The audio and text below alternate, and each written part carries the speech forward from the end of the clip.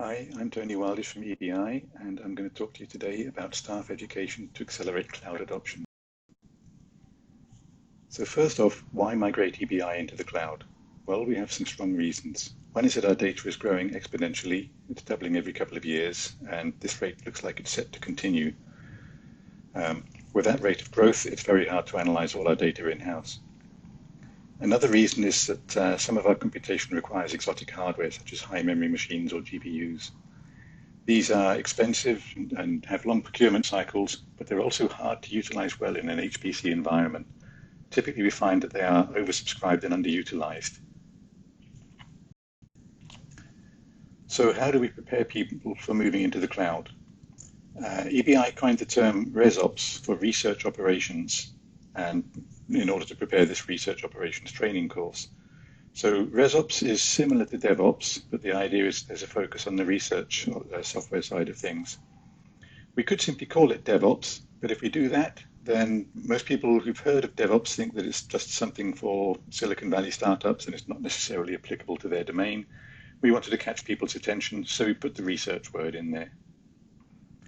So what is the research component of resops? Well, quite frankly, nothing.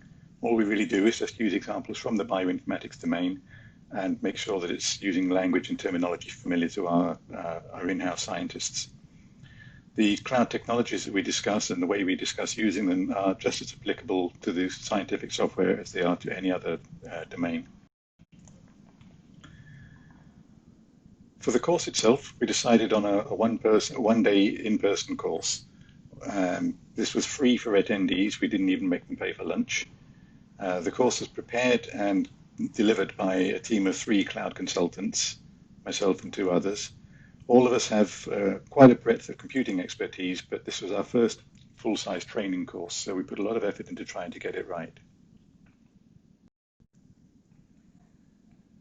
The course material is available as PowerPoint and PDF slides and hand-on exercises with instructions.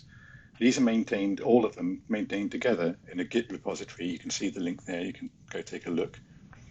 Bundling them together means that they're available for easy standalone access. People can just clone the repository and they have the course material and the exercises all in one place. The ultimate aim of this was to make the course fully standalone so that people would be able to follow the course on their own without needing a classroom or even a trainer. We know of people who've even taken this course without seeing the videos or anything, without seeing trainers, so we know this works. We aimed the course at beginners to give them the basics. We didn't want to go into too much depth because there's an awful lot of depth out there in cloud technology. We don't want to maintain too large a body of material. Cloud technology moves fast, and updating tutorials to keep track with changes in capabilities of some of the tools, we just didn't want to spend too much time doing that. And what we really wanted to do was to encourage people to get a solid start on understanding what the cloud is about and why the cloud is relevant to them and how they can get started in it so they've got a good basis for moving forwards. We started off with a dry run, a small group of volunteers helping us validate the course, helping us test out the course, make sure it was all okay. Things like forward references, missing definitions, stuff like that. In the first iteration, we prepared training on Docker, GitLab, Terraform, and Kubernetes. The feedback we got from this dry run was that there was way too much material. We probably had enough in there for about a 3-day course, all things considered. One thing that's not surprising in retrospect, but we weren't expecting, is that nobody's interested in Terraform anymore. So we dropped it from later iterations of the course. A few years ago, people were interested in it at EBI, but now it seems that with cloud software stacks evolving as fast as they are, people are targeting Kubernetes as their platform and allowing the Kubernetes to be deployed anywhere and allow the application to be portable in that way. So the final course topics that we settled on: Cloud 101, just an introduction to what clouds are and why they're relevant. A bit on creating Docker containers, an introduction to GitLab and how and why to use it, generic talk on porting apps into clouds, and then 3 sessions on Kubernetes, introducing it, describing how to do things, giving them a demonstration, and then some more advanced topics. And the exercises were sprinkled throughout the day between the talks. For the actual main event, we gave the course 6 times at EBI over the summer of 2019. The course was repeated at something like 2 to 4 week intervals. We had up to 30 students at a time. We limited ourselves to 30 maximum. In the end, we had a grand total of almost 160 people go through this training. With the 3 presenters, we were able to rotate so that one was talking, 2 were teaching assistants or catching up on email or something. And the exercises being interspersed with the course material meant that we were all able to take part in helping people with the exercises. We supplied virtual machines for this course on our in-house cloud called Embassy, which is based on OpenStack. The VMs were nothing special. They're just bare CentOS 7 with Docker and Minikube installed. They would take about 10 minutes to install on your own, but we didn't want to put that into the course because, quite frankly, it's not a learning exercise and it just takes up time. The machines were allocated 1 per student, and each student was allowed to keep access to that machine for 2 weeks after the course so they could finish off the exercises. So who came along to the training? Well, you can see that the vast majority of people identified themselves as software developer stroke engineer, with a good number of web developer stroke engineer, but also we had quite a number of bioinformaticians, scientific programmers, and PhD and postdoc students. In retrospect, maybe we shouldn't have lumped all those into one category, but we did, so that's okay. Interestingly, we also had quite a few team leaders, coordinators, manager class people in this course coming along to find out how they could use cloud training and cloud technology in their entire teams, not just for their own education. So it was nice that we were reaching quite a broad range of people at EBI. EBI itself has something like 46 research and service teams, and the people who turned up for this course came from 34 of those. So we had a very broad reach. We reached a large fraction of the teams at EBI, and you can see from the pie chart that no one team dominated the number of people there. There's a good spread in all teams pretty much. So we're very pleased that we had a great deal of penetration into EBI in terms of the people who took the course.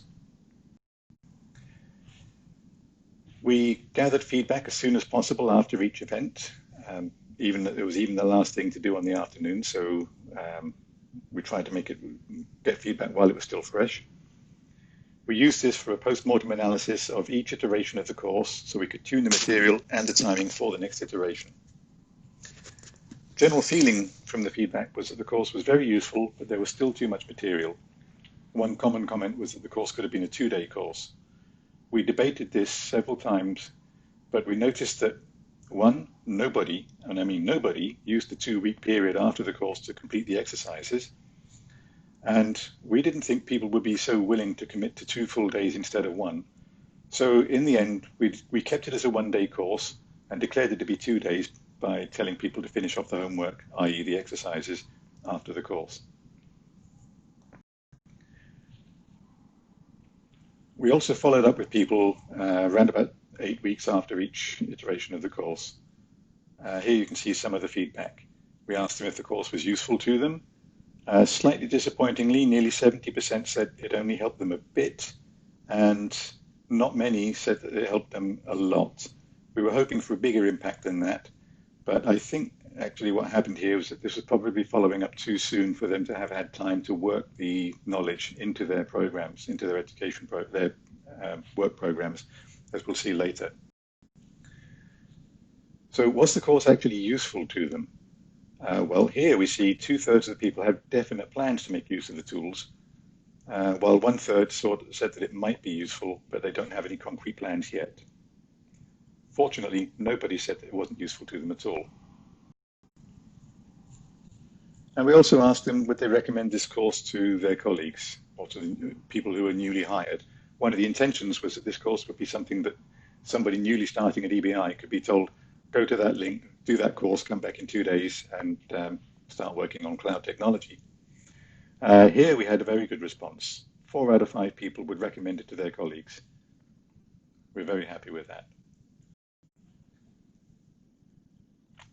So as well as giving it live at EBI, the course was given to the EOSC Life Work Package 1 group in Berlin in November of last year. And we gave it again to the BioXL 2 as a remote attendance event earlier this year. This time we gave it as 4 sessions of 3 hours each on 5 days, so 2 days on, 1 day off, 2 days on. This was an interesting experiment. We found that it was much nicer for us to be able to be more relaxed about the timing, but it was also much harder not having eye contact with the students so we could see who was asleep, who was paying attention, whose eyebrows were coming together because they couldn't understand what we were presenting. We're now preparing to record the presentations and make them available for self-paced training online. So there'll be not just the material and the slide decks, but also videos with us explaining what the slides are all about. Finally, we're preparing an advanced Kubernetes training course with help from the EOSC Life people. The material is yet to be finalized, but we expect this to be available sometime around September 2020. So to summarize on the resops course, preparing a course like this is a lot of work. We estimate there was at least 3 man-months of effort put into this, maybe a bit more. But we also think it was highly cost-effective because it was tailored to the audience. And if you think what a course like that might cost per head, we conservatively estimate that the saving to EBI was at least £20,000 by having it developed a course in-house rather than paying for it to be provided by an external consultant. Feedback from the participants shows that it was indeed worth the effort and that demand is strong for these technologies. Although the course was tailored for EBI, it's not EBI specific, so if you want to take a look at that link and give it a go, feel free. So that's not the only cloud training initiative we've had at EBI. There have been at least 1 or 2 others. One of the more interesting ones is the Coursera trial licenses, courtesy of Google. Thank you, Google. So Google offered us 10 Coursera licenses for 3 months. We decided, we thought demand for these would be very high, so we decided to start with the people who'd taken the resops course first, since we thought they might be the best place to make good use of them. And we asked them, the 160 people who wanted the licenses, and we had more than 30 people say they wanted them. Since we only had 10 to share, what we decided to do was give them out in a rota, about roughly 3 weeks per person. So most Coursera courses are scheduled as 3 to 4 week courses, so that was a bit tight on time for them. Nonetheless, of these 30-odd people, we had 140 course enrollments, so that's 4 courses per person roughly, and almost half of those courses were completed within the 3 weeks that people had. So they really made use of these licenses. We had 2 people who completed over 10 courses, so they must have been staying up at night and hitting the coffee, if you ask me.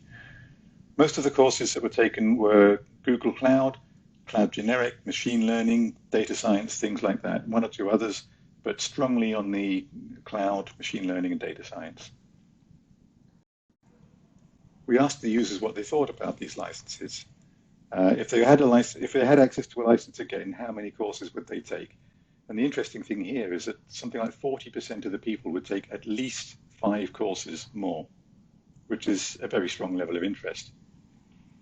We also asked them how often they thought they would use it. So licenses are for 1 year. Would they expect to use it regularly, rarely, continuously? And it's interesting that 2/3 of them say they would use it regularly, and a significant fraction, over 1/5, say that they would be using the license continuously. That's strong demand for training. Are they planning on using it? One person doesn't know if they're going to use it for their work. The others, yes, they are solidly planning on using this for their work. And the bottom pie chart is perhaps the most interesting. Nearly everybody is interested in getting actual accredited certificates or even professional certifications from these courses. So that's 1/4 of them that are unsure whether they will or not, but 3/4 definitely want this. And nobody said they're not interested in that. So people are looking at increasing their skills with future employment in mind, putting it on their CVs by the look of it. So we asked them for a comparison with any other e-learning platforms they've used. We have a number of people who've used platforms such as Linux Academy, Udemy, edX, Udacity, and various others. So that's a lot of platforms that we can compare. And if they only had access to one platform, which would they choose? This is very interesting. 70% of them preferred the Coursera platform to any of those other platforms that they've tried. Linux Academy came in a close second, well, actually a distant second, but came in by a clear second to whatever's in third place, which is Udemy. And having tried several of those platforms myself, I would have to say I agree with this. Coursera's courses are really very, very well produced. So how does a course on Coursera compare with our resops course? Was the Coursera material appreciated more than the in-house resops material? Looking back over that feedback, I'd say it probably was, but that doesn't surprise me. The Coursera material has a very high standard of production, people who are professional trainers giving a much greater breadth and depth on material that they understand in great detail. We can't compete with that as an in-house production, and we're not trying to. On the other hand, the Coursera and resops material are quite strongly complementary to each other, I think. resops aims to introduce basic concepts in a familiar environment, so it's cloud agnostic and it's vendor neutral. Coursera, on the other hand, is covering specific technologies of specific clouds and vendors. It's designed for a wider audience, and the examples that they use may perhaps be less relevant or less directly transparent to our audience. We also find that giving an in-house course, the live questions and answers are very useful. One person asks a question in the class and 30 people learn from the answer. You don't get that if you're training on an e-based platform one-on-one separately. So in conclusion, it's quite clear that there's a very strong demand at EBI for people to be trained in cloud technology. In-house courses like the resops training course can be very effective if they're done well, and I think we did do it well. Tailoring it to the audience is worthwhile, and it's cost effective if it's given to enough people.